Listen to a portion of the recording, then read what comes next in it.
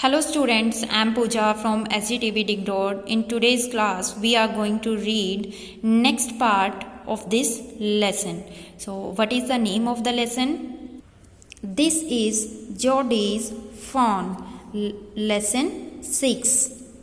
So, let's start reading. Jodi gave himself over to thoughts of the fawn. जोडी बच्चे के विचारों में खो गया. They passed the abandoned clearing, यानी कि वो खेती के लिए साफ किए हुए जो जगह थी, जो क्षेत्र थे, वहाँ से गुजरे. He said, उसने कहा, cut to the north, mill wheel. ठीक है, जो मिल व्हील जिसके साथ वो गया था उसने उनको कहा कि उत्तर दिशा की तरफ मोड़ो.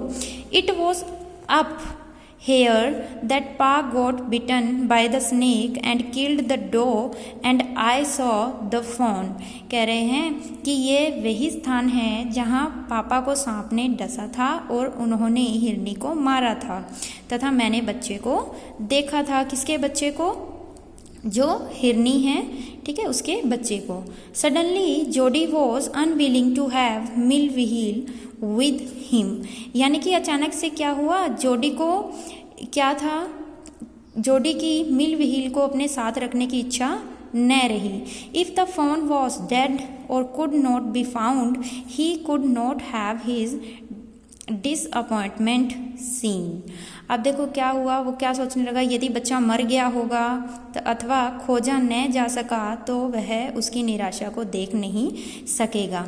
And if the fawn was there, the meeting would be so lovely and so secret that he could not endure to share it. और अगर वह बच्चा वहाँ हुआ तो मुलाकात इतनी प्यारी और इतनी गुप्त होगी कि वह इसे बांटने को सहन नहीं कर पाएगा. He said, उसने कहा, It is not far now, but the scrub is very thick for a horse. I can make it on foot. उसने कहा कि अब दूर नहीं है, लेकिन जो झाड़ियाँ हैं घोड़े के लिए बहुत ज़्यादा घनी है, मैं पैदल काम चला लूँगा. But I am afraid to leave you, boy. Suppose you got lost or got bitten by the snake too. देखो क्या हुआ कि वो बोलने लगा कि लेकिन बच्चे, बालक, मुझे तुम्हें अकेला छोड़ते हुए डर लगता है. मान लो तुम गुम हो जाते हो या फिर तुम भी उसी सांप द्वारा डस लिए जाते हो. I will take care. It might take me a long time to find the fawn. If he is wandered, leave me off right here. अब वो क्या करे कि मैं ध्यान रखूँगा, यदि बच्चा, हिरनी का बच्चा कहीं भटक गया होगा तो मुझे उसे खोजने में लंबा समय लग सकता है, मुझे बस यहीं छोड़ दो. All right, but you take it easy now, you know north here and east. बहुत अच्छा. अब वो क्या कह रहे हैं कि परंतु अब आराम से अपना काम करो, तुम जानते हो यह रही उत्तर दिशा और पूर्व दिशा कहाँ है. There and there that tall pine makes a bearing. ठीक है, तो वो कह रहा है कि वहाँ और वहाँ वह ऊंचा देवदार का वृक्ष दिशाओं की पहचान के लिए है. सो लॉन्ग, इतनी दूर. So long mill wheel I am obliged, यानी कि इतनी दूर. मिल व्हील क्या कह रहा है कि मैं कृतज्ञ हूँ, यानी कि आभारी हूँ. He waited for the sound of the hoofs to end then cut to the right. अब देखो उसने क्या किया, खुरों की आवाज़ समाप्त होने की प्रतीक्षा की. The scrub was still, only his own crackling of twigs sounded across the silence. अब फिर क्या हुआ कि फिर वह दाहिनी ओर मुड़ा. झाड़ियों का झुंड क्या था, बिल्कुल शांत था, केवल उसके अपने द्वारा की गई टहनियों की कड़क की ध्वनि शांत वातावरण को भंग कर रही थी. He wondered for an instant if he had mistaken his direction. अब देखो वो क्या कह रहा है कि क्षण भर के लिए उसे हैरानी हुई कि कहीं वह दिशा तो नहीं भटक गया. Then a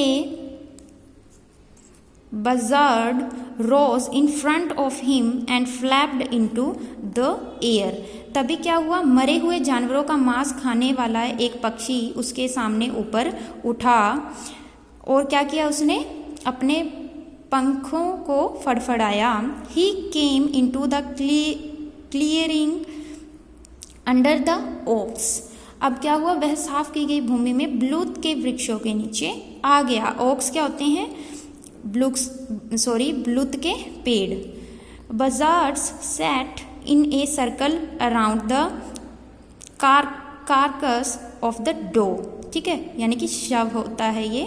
ठीक है, तो क्या हुआ कि जो भी साफ की वहाँ पे आ जाता है, वो हिरनी के जो उसकी जो बॉडी थी, डेड बॉडी, उसके चारों तरफ कौन थे, ये वाले पक्षी. ठीक है, ये बजार्ड्स जो कैसे होते हैं, दिखने में बाज जैसे होते हैं, लेकिन वो क्या खाते हैं, मरे हुए पशुओं का मांस खाते हैं. They turned their heads on their long scraggly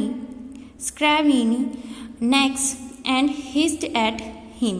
अब देखो क्या हुआ, उन्होंने अपनी लंबी पतली गर्दनों के ऊपर अपने सिरों को घुमाया तथा उस पर फुफकारने लगे. He threw his bow at them and they flew into an adjacent tree. अब देखो क्या हुआ, ट्री. ठीक है, अब देखो क्या हुआ कि उसने अपनी टहनी को उन पर फेंका, वे उड़कर साथ लगते वृक्ष में चले गए. The sand soft large cat prints, but the big cats killed fresh and they had left the doe to the carrion birds. ठीक है, जो वहाँ पे फुटप्रिंट थे वो एक शेरनी के थे, जो क्या करती है, ताज़ा शिकार करती है, इसलिए वे हिरनी को गला सड़ा हुआ मांस खाने वाले पक्षियों के लिए छोड़ गई थी, हिरनी को.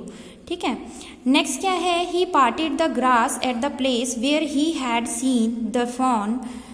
उसने उस स्थान से घास को हटाया जहां उसने हिरनी के बच्चे को देखा था. It did not seem possible that it was only yesterday.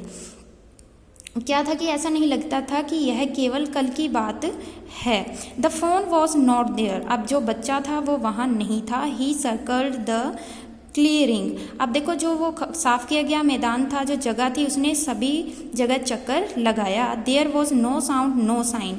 किसी भी प्रकार का कोई भी साउंड नहीं था, कोई भी वहाँ पे चिन्ह या साइन नहीं था. The buzzards clacked their wings impatient to return to their business.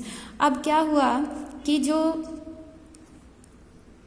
जो ये बजार्ड्स पक्षी हैं, इन्होंने फिर से अपने पंखों को फड़फड़ाया. किस लिए, फिर से अपने काम पे जाने के लिए. He returned to the spot where the fawn had emerged and dropped on all fours, studying the sand for the small hoof prints. अब क्या हुआ कि वह उस स्थान पर लौट आया जहाँ से हिरनी का बच्चा निकला था. अपने चारों पैरों के बल रेत पर गिर गया था. फिर क्या हुआ, वो वहाँ पर छोटे छोटे खुरों के निशान खोजने लगा. The night's rain had washed away all tracks except those of cat and buzzards. लेकिन क्या हुआ था, रात की रोशनी ने रात में जो बारिश हुई थी उसने शेरनी और जो पक्षी थे बजार्ड नाम के, उनके ही सिर्फ चिन्ह थे. बाकी जो इसके अलावा जो वहाँ पे साइन थे वो सारे उसको धो डाला था. यानी कि वहाँ पे सब कुछ उनके अलावा और किसी भी प्रकार का कोई भी चिन्ह वहाँ पे नहीं नज़र आ रहा था. तो देखो उसके लिए मुश्किल था उस फॉन को, उस हिरनी के बच्चे को ढूंढना. So students, next part of this lesson we will read in our next class. So आप क्या करोगे, आप इस लेसन को अच्छे से रीड करोगे. And thank you students.